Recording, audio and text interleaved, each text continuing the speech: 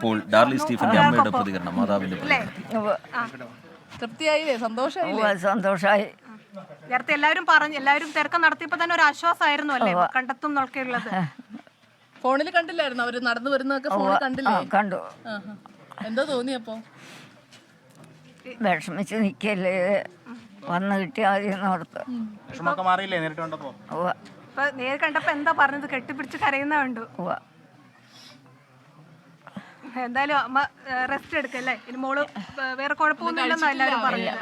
ഇന്നലെ മുതൽ മോളെ കാണാതായപ്പോൾ ഞാനും കഴിച്ചിട്ടില്ല. അമ്മയ്ക്കുണ്ട്. മോള് കാണാതെ പിന്നെ ആഹാരം കഴിക്കണേ എങ്ങനെ, ഉറങ്ങണേ എങ്ങനെ, അങ്ങനെ ഇരുന്ന് എന്നെ നേരം വെളുപ്പിച്ചു. കാടിനകത്തേക്ക് പോയത് പിന്നെ അറിഞ്ഞതല്ലേ? അത് അറിഞ്ഞില്ലായിരുന്നു, വൈകുന്നേരം ആയപ്പോഴാണ് അറിഞ്ഞ. അപ്പൊ എന്തായാലും ഇത് ഡാർലിയുടെ അമ്മയാണ്. ഞാൻ ഇരുന്ന് എന്നെ നേരം വെളുപ്പിക്കുക.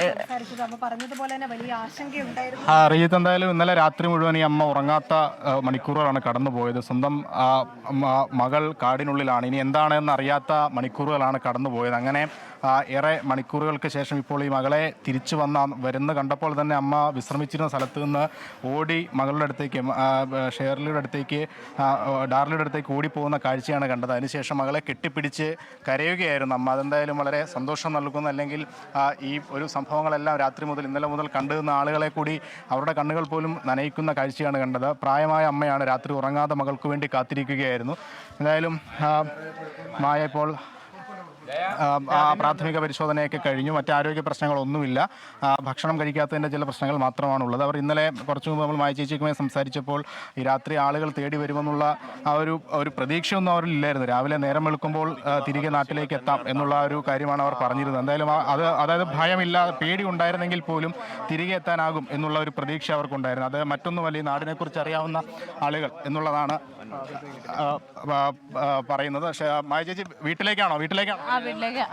മായ ചേച്ചി ഇത് വീട്ടിലേക്ക് പോവുകയാണ്. എന്തായാലും പ്രശ്നങ്ങളൊന്നുമില്ല എന്നുള്ളത് ഇവിടെ വാക്കുകളിൽ നിന്ന് നമുക്ക് വ്യക്തമാണ്. അതായത് ഒരു രാത്രി ഇവിടെ കഴിഞ്ഞെങ്കിലും ഇനി മുന്നോട്ട് എന്താണ് എന്നറിയാതെ, അടുത്ത മണിക്കൂറിൽ എന്ത് സംഭവിക്കുമെന്നറിയാതെ ഒരു പാറപ്പുറത്തൊരു രാത്രി കഴിച്ചു കൂട്ടിയെങ്കിലും മായ ചേച്ചിയുടെ കണ്ണുകളിൽ ഇപ്പോഴും ഭയത്തിൻ്റെ ഒന്നും നമുക്ക് കാണാനില്ല. വീട്ടിലേക്ക് പോകുന്നതിൻ്റെ ആശ്വാസത്തിലാണ്. നാട്ടുകാരും കുടുംബക്കാരും എല്ലാം വലിയ ആശ്വാസത്തിലാണ്. എന്തായാലും നമുക്ക് വളരെ സന്തോഷം നൽകുന്ന കാഴ്ചയാണ്. ആശങ്കയൊന്നുമില്ല. ചേച്ചി വീട്ടിലേക്ക് തന്നെയാണോ? വീട്ടിൽ എന്താ ആദ്യം ചെയ്യുക? ഭക്ഷണം കഴിക്കണല്ലേ? എല്ലാം മേടിച്ച് വെച്ചിട്ടുണ്ട്. വീട്ടിലാരൊക്കെയുണ്ട്? വീട്ടിൽ എനിക്ക് 2 മക്കളും ഞാനും ഉള്ളു വീട്ടിൽ. മക്കൾ ഇവിടെ ഉണ്ടോ അതോ? ഇവിടെ ഒരാളുണ്ട്, ഒരാളെ കെട്ടിച്ചു വിട്ടു. അവള് ഈ ചേച്ചിയുടെ മൊബൈൽ ഇല്ലായിരുന്നല്ലേ? മൊബൈൽ ഉണ്ടായിരുന്നു. രാത്രി അവരെ വിളിച്ചായിരുന്നു? വിളിച്ചു പറഞ്ഞെന്ന് വെച്ചാൽ മഠത്തിലൊരു ആൻറ്റി ഉണ്ട്. ആൻറ്റി പറഞ്ഞാൽ ഞങ്ങൾ അറിയണത്. അപ്പം തന്നെ ഞങ്ങൾ പോകുന്നു കൂടെ. 9:45 ഇവിടെ വരുമ്പോൾ. ഇത് അനിയത്തിയുടെ വീട് ഇവിടെ. ഞങ്ങൾ അടിമാലില്ല. ഇല്ല, ഞങ്ങൾ ഇന്നലെ വന്നതാ, വീട് അറിഞ്ഞു വന്നതാ. എന്തായാലും ഇപ്പോൾ മായയുടെ സഹോദരിയെയാണ് നമ്മൾ കണ്ടത്. വിവരം അറിഞ്ഞ് അവരിന്നലെ അടിമാലിയിൽ നിന്ന് എത്തിയതാണ്.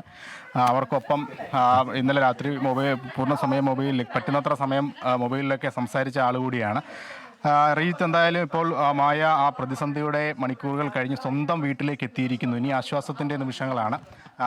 ഇനിയിപ്പോൾ ഇവിടെ നിന്ന് രാത്രി പശുവിനെയൊക്കെ കൊണ്ടുപോയ, അല്ലെങ്കിൽ ആ പശു ഇവിടെ തിരികെ ഈ വീട്ടിലേക്ക് തന്നെയാണ് എത്തിയിരുന്നത്. ഇനിയിപ്പോൾ മായ ഭക്ഷണം കഴിച്ച് മറ്റ് ജോലികളിലേക്ക് തന്നെ കടക്കുകയാണ്. മറ്റ് ആശങ്കകളൊന്നും